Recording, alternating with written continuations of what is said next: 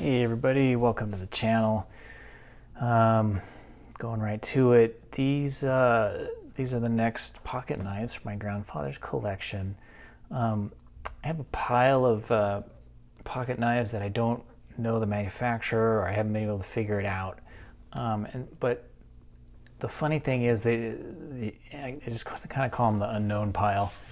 And the funny thing about the unknown pile is I will go through them, and some of the most surprising things that I have come across is in this unknown pile. Things that I thought were worth just nothing, that nobody would care about, have tended to end up selling for a decent amount of money over there on eBay. You know, not hundreds of dollars or anything, but certainly not nothing. So I was going through this pile again, and I came across these guys here, and I wasn't quite sure what to do with them. I pretty much put everything that's in my grandfather's collection on this channel, whether I think it's worth anything or not.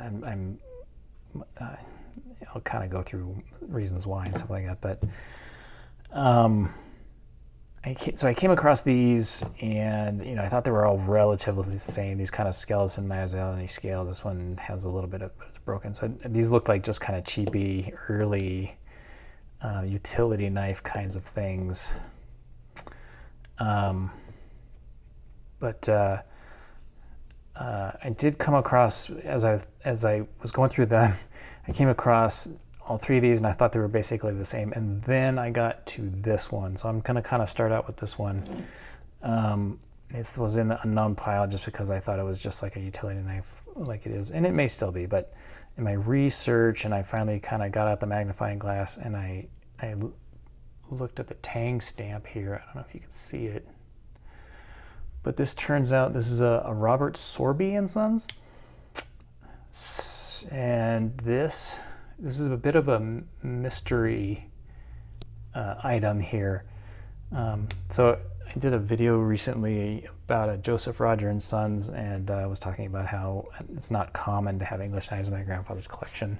But then, of course, I find this. This is this Robt Sorby and Sons is from England as well. Right now, they're still in business. They're operating about 3 miles southwest of Sheffield. It looks like most of these knives are coming from Sheffield, if not all. It is the Steel City for a reason. But the kind of confusing thing to me is I didn't see really anything about pocket knives or anything like that. It's not in the best shape. It's not like broken or anything, but as you can see, this main blade is kind of used down a little bit, and it doesn't really come down all the way. But it's got a decent pull, and it snaps in there. And then this guy, I don't think this is a punch blade. I think it's just been sharpened down. But it'll open and shut. It's got a decent enough snap. And then this here, one of the reasons, and I don't think I said it, I'm forgetting, one of the reason this is kind of confusing is I don't think this is a corkscrew, and the reason for that is the mystery of this. From what I can tell, this Robt Sorby and Sons, they made tools. That's what they were known for, especially woodworking tools.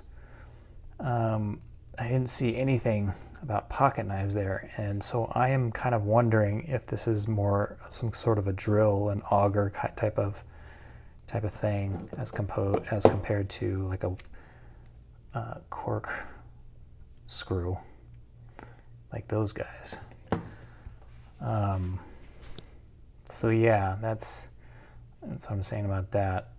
And then this claw thing, I don't know what this is. Maybe it's to score things or something. It's got some ridges in there, so it's not flat. And yeah, it kind of goes like that, and it has this gap. So yeah, just kind of interesting. The Robt Sorby and Sons. Sorsby? I apologize if I'm mispronouncing it. Sorby or Sorby. They've been, as most of these cutlers, they've been in business, they've been around since the 1600s, making swords and, not swords, like tools and things like that. And then they formed officially in 1828, Sheffield, England, and are still in business today, like I said before. So, yeah, I don't know if this is collectible. I get the feeling it is, just because of kind of the unusualness about it, but I have not found much specifically about this type of thing for. So if anybody has any knowledge on what exactly I have here, feel free to make a comment. It's got a nice snap, but it's kind of bent over a little bit and it still pops up. I'm not a woodworker myself, so I don't recognize these things, and I tried to do the research, but kind of came up empty.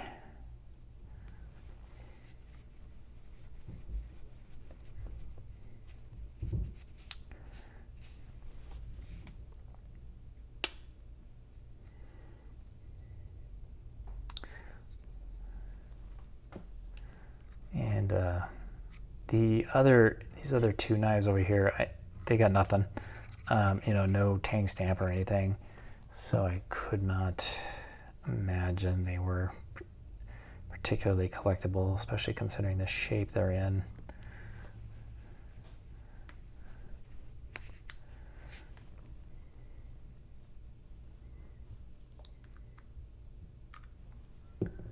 So, I get sort of, I don't know what to do with those. Part of me says, put them on eBay, who knows who may want them. But a big part of me is going, nobody's going to want them. Somebody might want this, but I don't know about the other ones. Since this is all metal, I'm just going to throw a bunch of oil at it.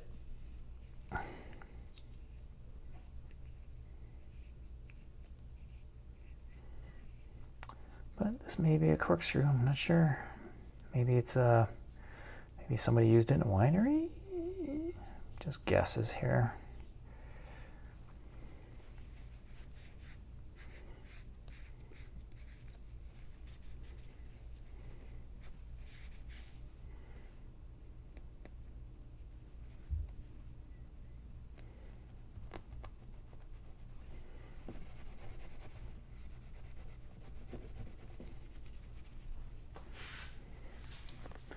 I think I have a couple more. It's funny, these kind of things are going in groups. And, I'll make a proclamation like, it's not real common to have anything from England in this collection, and then I'll come across 12 of them, something like that. And I am not, let's see, there's no real rhyme or reason to how I'm doing this. And by that, I mean, what I had done, if you go back and look at my first couple of videos, is I have just tubs, like 3 tubs full of these pocket knives, plastic tubs, and I've just picked one and then sorted them out by manufacturer,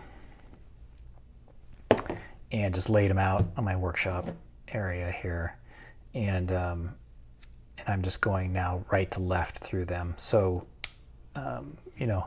they are grouped together by manufacturer as I've sorted them out, but then there's no rhyme or reason. I'm not going left, or I'm not going alphabetical or by region or anything like that. I'm just how they ended up laid out is how I'm going through them. You can hear crunchies going on in there.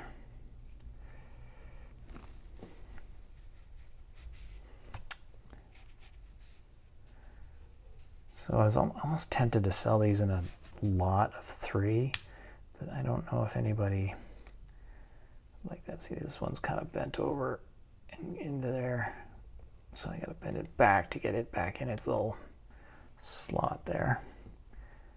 So yeah, this is not a well-made knife by any means. It's pretty beat up.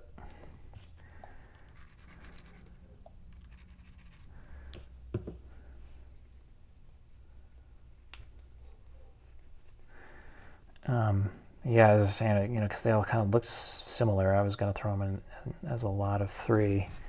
But then I don't know if that would insult anybody wanting to, thinking I'm trying to get rid of my trash or something.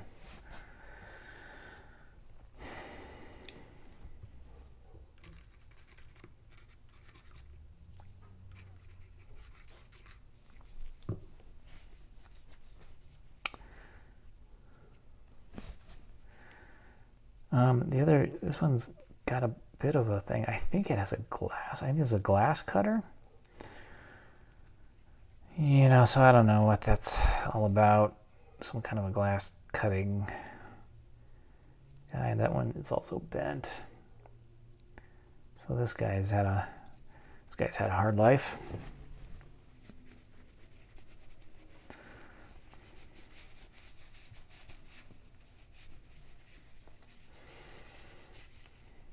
So I mean, it depends on, I don't know if anybody leaves a comment in here and says, oh, that knife's worth this much, or this knife's worth a lot, or anything like that.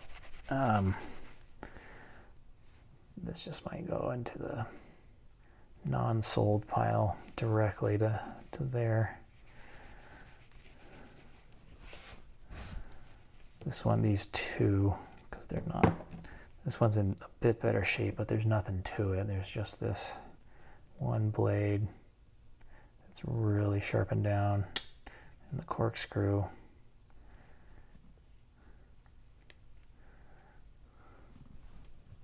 But this guy, the Robt Sorby, I feel terrible now because I'm not remembering if it was Sorby or Sorsby, and I don't have good enough eyes to look at the tank stamp right there, but one of those, Sorby or Sorsby.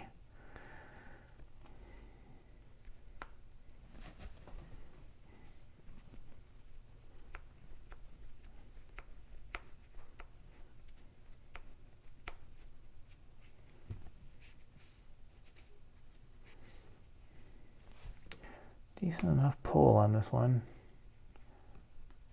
Nice snap, but again, this one's bent over. It doesn't go all the way down. Yeah, it's just got a lot of problems.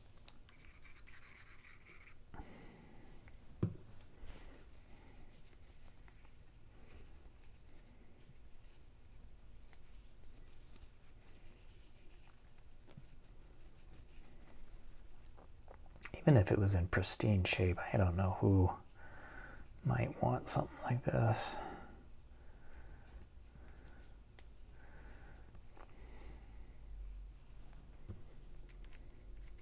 But it gets the treatment. I feel like all knives deserve some respect, so it gets the respect.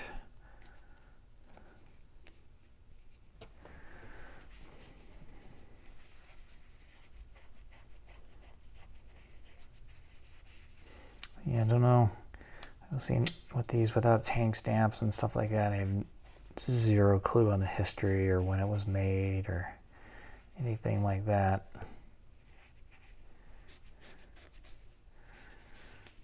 But there you go. Okay, these 3 sort of corkscrew-ish knives.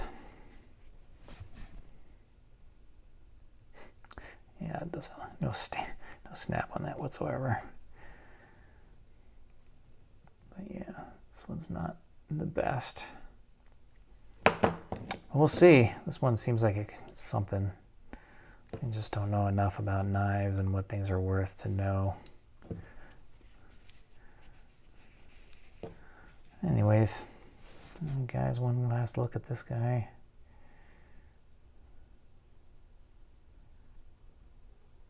Okay, thanks for watching. On to the next ones.